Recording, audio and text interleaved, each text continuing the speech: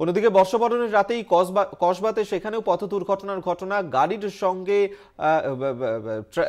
বাইকের মুখোমুখি সংঘর্ষের ঘটনা ঘটে। এই সংঘর্ষের জেরে দুজন আহত হয়েছেন, সেই ছবি এই মুহূর্তে দেখাচ্ছি। কসবাতে সেখানে এই দুর্ঘটনা ঘটেছে বর্ষবরণের দিন। বর্ষবরণের রাতে কসবাতেই এই পথ দুর্ঘটনা, যেখানে একটি গাড়ির সঙ্গে বাইকের মুখোমুখি সংঘর্ষ হয়। সংঘর্ষের জেরেই গাড়ির ধাক্কাতে আহত হয়েছে দুজন। সেই ছবি এই মুহূর্তে দেখাচ্ছি আপনাদেরকে।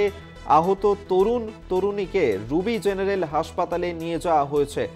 যেমনটা জানা যাচ্ছে, কসবাতে সেখানেই এই পথ দুর্ঘটনার ঘটনা ঘটে। সিসিটিভি ফুটেজ এই মুহূর্তে খতিয়ে দেখছে কসবা থানার পুলিশ।